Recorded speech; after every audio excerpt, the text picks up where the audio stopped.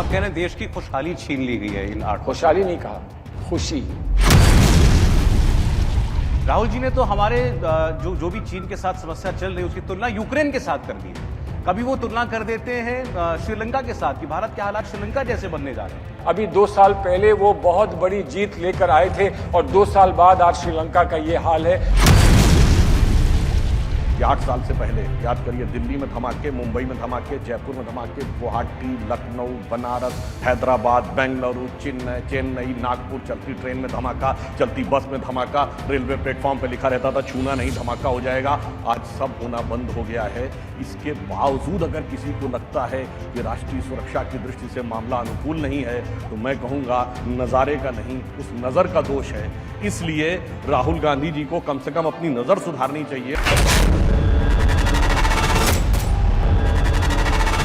भारत के पूर्व विदेश मंत्री के तौर पर आप राहुल गांधी जी के इस बयान से सहमत हैं कि हमारे नॉर्दर्न बॉर्डर्स पर जो हो रहा है वो रूस और यूक्रेन जैसा मामला है, या हमारे अंदर हमारे अंदर के जो हालात हैं, अंदरूनी हालात जो हैं वो श्रीलंका के जैसे हैं, पाकिस्तान के जैसे? देखिए, पाकिस्तान को अलग रहने दीजिए। पाकिस्तान को तो एक बहुत बड़ी समस्या पाकिस्तान की है और वो कब ठीक कर पाएंगे उसको कौन जानता है। फिर उन्होंने नाम क्यों लिया? लेकिन नाम लिया पाकिस्तान का। ये नहीं कहा, उन्होंने यही कहा है कि जहां पर हालात अच्छे नहीं हैं हमको उस ओर बढ़ना नहीं चाहिए।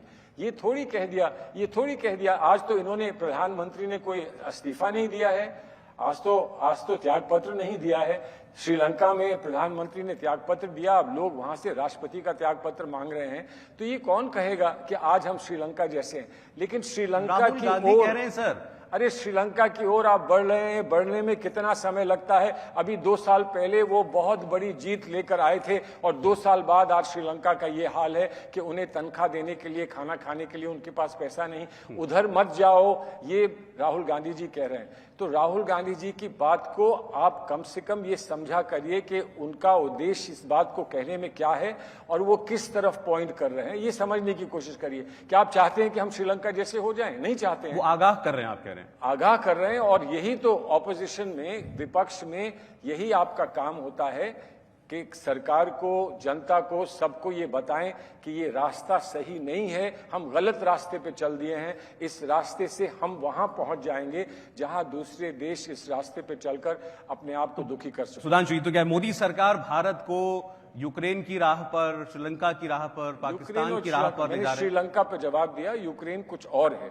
उसका अलग जवाब दे दूंगा। लेकिन श्रीलंका का सवाल, देखिए, पहले तो मैं इनकी बात से सहमति व्यक्त करता हूं। राहुल गांधी जी को यह समझना चाहिए कि अगर श्रीलंका में जबरदस्त महंगाई है और आर्थिक स्थिति बदहाल है तो इसका मतलब उसके लिए मोदी सरकार तो जिम्मेदार नहीं है।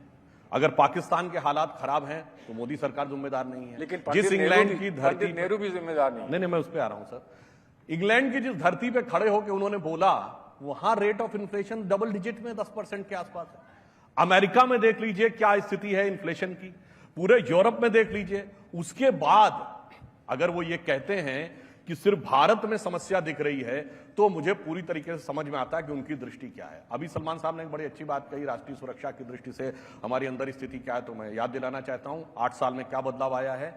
कि 8 साल से पहले याद करिए, दिल्ली में धमाके, मुंबई में धमाके, जयपुर में धमाके, गुवाहाटी, लखनऊ, बनारस, हैदराबाद, बेंगलुरु, चेन्नई, नागपुर चलती ट्रेन में धमाका, चलती बस में धमाका, रेलवे प्लेटफॉर्म पे लिखा रहता था छूना नहीं धमाका हो जाएगा। आज सब होना बंद हो गया है। इसके बावजूद अगर किसी को लगता है कि राष्ट्रीय सुरक्षा की दृष्टि से मामला अनुकूल नहीं है तो मैं कहूंगा नज़ारे का नहीं, उस नज़र का दोष है। इसलिए राहुल गांधी जी को कम से कम अपनी नज़र सुधारनी चाहिए और आप लोग जैसे जो समझदार नेता हैं जिन्होंने विदेश मंत्रालय चलाया है, कम से कम उनके माध्यम से उनको यह समझने का प्रयास करना चाहिए। चलिए हम एक छोटी सी बात करते हैं। आज चाइना की उन्होंने बात कही। एक दौर था जब विदेश नीति पे बात होती थी, कोई मुद्दा कश्मीर का आ जाता था तो क्या होता था, केवल बाय एंड लार्ज सोवियत संघ हमारे साथ खड़ा होता था और लगभग पूरी दुनिया हमारे खिलाफ। आज उनके साथ केवल चाइना खड़ा होता है और बाय एंड लार्ज पूरी दुनिया हमारे साथ। अब इतना बड़ा बदलाव भी उनको दिखाई नहीं पड़ रहा है तो इसके लिए क्या करें। और कहने में मुझे एक बात और याद आ गई बोलते बोलते, पहली बार इन 8 साल में ऐसा हुआ कि हमने पाकिस्तान से 8 साल बात नहीं की तो एक बात, इसके बावजूद ऑर्गेनाइजेशन ऑफ इस्लामिक कंट्रीज में हम जाके अपना विषय रख के चले आए और पाकिस्तान प्रस्ताव नहीं पारित करवा पाया हमारे खिलाफ। सुषमा स्वराज जी 2019 में जाकर चली गई, इससे पहले वो हमेशा ब्लॉक कर देता था, हमें अपना विषय नहीं रखने देता था। इतना बड़ा बदलाव विदेश नीति में आया। आज यूक्रेन युद्ध में एक बात कहूं, किस देश के राष्ट्राध्यक्ष की हैसियत है कि दोनों से बात कर ले और दोनों उसकी बात गंभीरता से लें।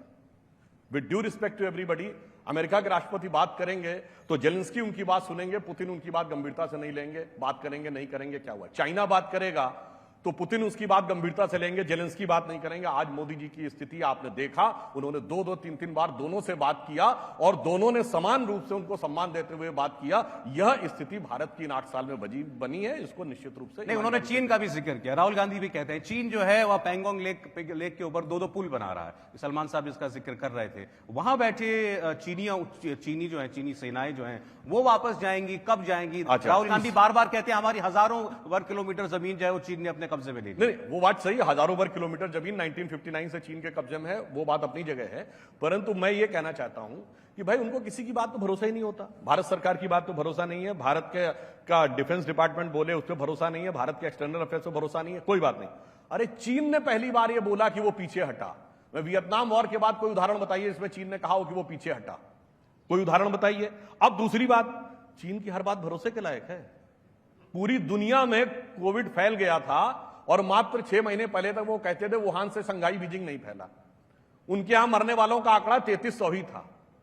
सोचिए, दुनिया में मिलियंस लोग मारे गए, उनके यहां 3300 ही था। और जब गलवान में युद्ध हुआ, जिसमें कहा गया फिजिकल फाइट हुई, हमारे 20 जवान बलिदान हुए, हमने सबका नाम बताया और सबका सम्मान पूर्वक उनका अंतिम संस्कार किया। चीन ने एक भी नहीं बताया। यह बात क्या हजम करने लायक है कि हैंड टू हैंड फाइट में उस टेरेन में 20 लोग हमारे मारे गए, उनका एक भी नहीं मारा गया होगा? तो चाइना के आंकड़ों पर आप भरोसा करते हैं, चाइना की बात पे। वो जैक मा दुनिया का सबसे बड़ा आईपीओ ला रहे थे और रातों रात डिसअपियर हो गए। उस चाइना की बात पर अगर कोई भरोसा करे तो मुझे लगता है या फिर उनकी बुद्धि का ऊपर। चीन का छोड़ दीजिए, अभी आपने कोविड का भी जिक्र किया तो इन एक लाइन और कह दो सर, एक लाइन और कह दो।